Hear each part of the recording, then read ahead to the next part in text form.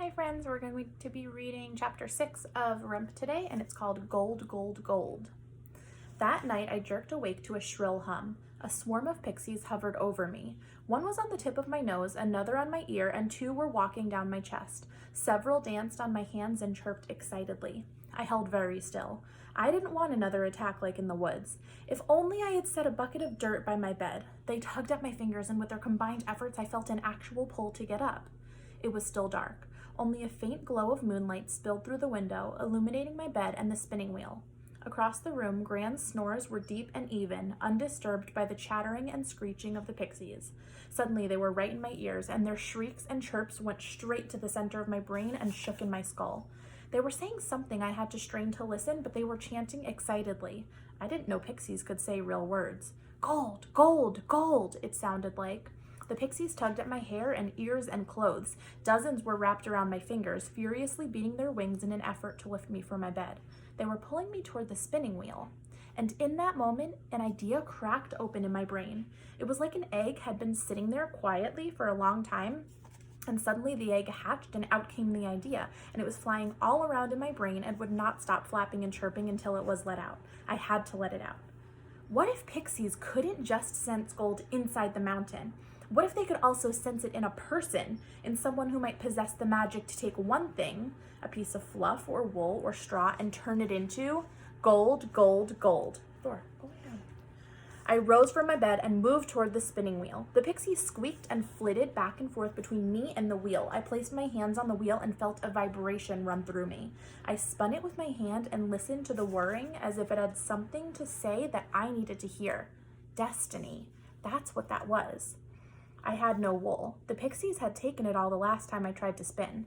I looked around the cottage. There were chicken bones and chicken feathers and bits of yarn. There were quilts and dishes and a big empty kettle in the hearth. I looked down at my feet. Destiny. It's right under your feet. Just dirt and straw. I said it out loud. Gold, gold, gold, the pixies sang in response. I gathered the straw from the ground until I had a handful. I sat at the wheel. A few pixies fluttered around my hands in the straw and the bobbin. Gold, gold, gold! I fed the straw into the wheel. Whir, whir, whir. I spun the straw. My breath caught in my chest. I stopped, unable to believe what I was seeing. In my hands were bits of straw, but around the bobbin were glowing, shimmering threads. I brushed my fingers over the threads, smooth and warm. Gold. I had just spun straw into gold.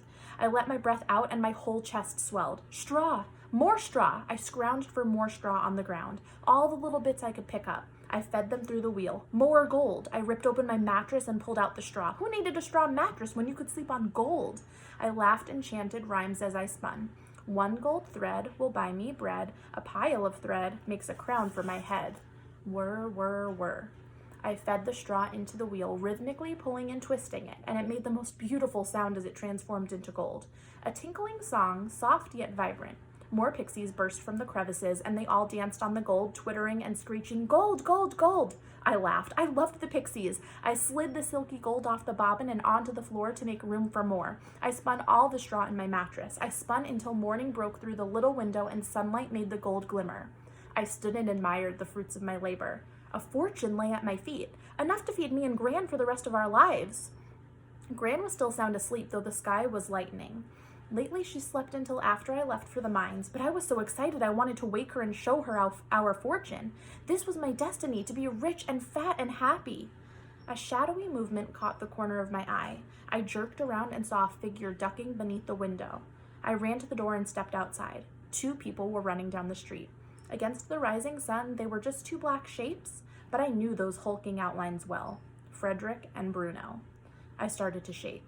All the excitement drained from me. I didn't care why they had come here or what trick they had been wanting to play. I was only worried about one thing. Had they seen the gold? That was a short chapter, but we'll read chapter 7 next time. See you guys later.